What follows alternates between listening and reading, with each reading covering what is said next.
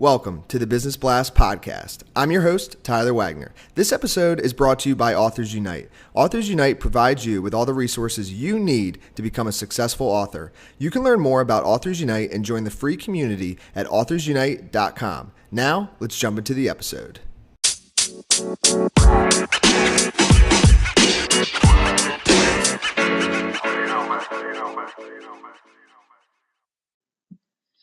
All right, everyone. Welcome back to another episode of the Business Blast podcast. I'm your host, Tyler Wagner. Today I have Chelann Gienger with us. She is a millennial thought leader and young entrepreneur movement creator. At 21 years old, she's the owner of New You Juice Bar, the founder and host of the Entrepreneur Before 25 podcast, and the author of Dear Millennial. So welcome to the show. Tyler, thank you so much for having me on today. I'm honored. Of course. We're honored to have you here. I'm really excited for this one. We'll dive into the first question. The first question I have for you is, what is the best story from your life that has an underlying valuable message? Okay, pick a category. Do you want with the juice bar, the book, or the podcast? Ooh, let's go with book.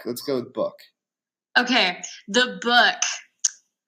I would say I did this so that I would be thrown off a little bit, which I love. Just joking, I don't love it. But with the book, I would say a story that really stands out to me is kind of one of the hardest aspects that the book had for me, which was the stories within the book that I had that involved other people. And I know there's a lot of authors listening to this right now, and anyone who's written a book that probably most likely involved other people in it knows what I'm going to be referring to, but it was kind of the concept of writing stories and still honoring other people's stories within that.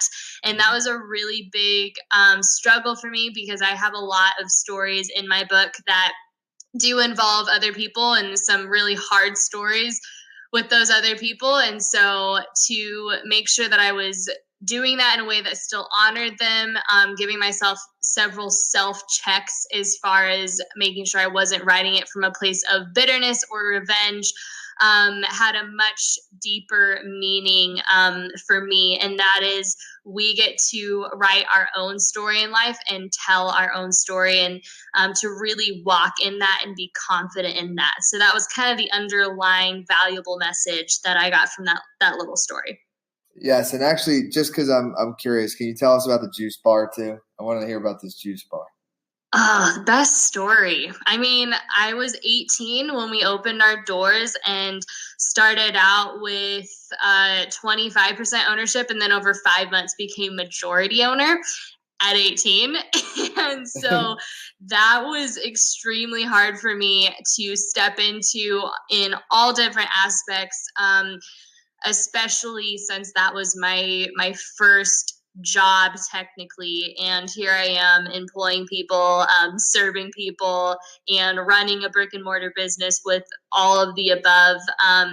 And so do you want the full story of that, or just underlying? I was just curious. I'm like, at 21, like, how did you open a juice bar? Like, that is badass. So I was just curious. Oh, thank you. I've had a lot of opportunities, but I always say we're all given a lot of opportunities in life, but rarely do we actually make something of them. And yes. I think that for me, I've obviously not chosen to take every opportunity I've given, but if they align with my mission statement and purpose in life, then I will figure out a way to take that opportunity sooner than later. And that's kind of the story with the juice bar. My brother and his business partner came up to me one day after a business class and were like, "Yo, Chelann, do you want to help us start a juice bar?" And I was like, well, you know me, I'm a Gienger. I would definitely want some ownership in it. And over 7 months later, we opened the doors. And like I said, I was 18 at the time. And fast forward to now, we just celebrated 3 years a month ago. And I always tell people that if you want to grow in absolutely every single area of your life and be stretched and empowered as an individual, then start a business, because that'll do it. Yes, I love it. And the next one is what is the most valuable piece of information we should know that is within your expertise or industry? I don't know if we have a lot of brick and mortar business owners listening right now, but if you do own a brick and mortar, and honestly, with any aspect of business that you're selling, make sure your COGS or your cost of goods sold are at good margins. And for a juice bar, that's especially hard because our cost per unit is really high because we're almost all organic and we're fresh food. We don't have really much of a shelf life. And so a valuable piece of information I would have is really know the financials of your business and make sure that your entire team, it's up to owners, to decide, but for sure the ownership team and the top level people in your company know the financials because that literally dictates every decision, and everyone needs to know for their specific areas of management where you're at financially, and especially what your KPIs look like. And what's your best piece of overall business advice, so not necessarily industry specific? I would say that at the end of the day, people are what matter the most, and relationships are what matter the most. And a lot of our listeners are leading their business or their podcast or their industry in some way, shape, or form. And remember that the most important aspect of leadership is the people. And this is something that has really been on the forefront of my mind, especially lately, that I can get so stuck and dumbed down into the details and the action goals, action-oriented type stuff that it's a lot. It's easy for me to forget the people and the leadership and relationship aspect. So is your vision aligning with your actions? So with the juice bar, a huge aspect of our vision is people and culture. And am I living that out in every single aspect of the business? I need to be starting my meetings with my management asking, how are you guys doing? And taking care of them first before telling them what I need from them. Like just making these little tweaks to your business that really take your actions and align them towards your vision is something that I would say is a big piece of advice that I wish I would have been in the know of a little bit earlier. And if you could give your younger self one piece of advice, what would that be? She was pretty young. Oh, yeah.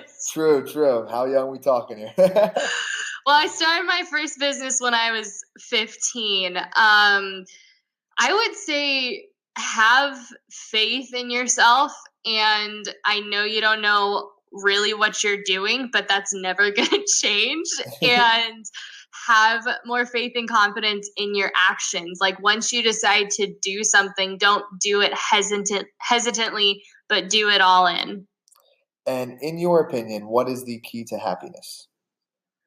Making sure that you are doing everything you do to live a fulfilled life, which for me means always putting my priority spheres above everything else. And that's the relationships in my life and my health, but really define what success looks like for you and shift everything in your life towards pouring into that overall goal and picture.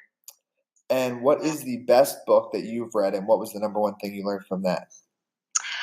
I say this in almost every interview, and I'm waiting for the day where there's a book that trumps this one, just the impact it had in my life, but it's Extreme Ownership. Have you read that book? I have not.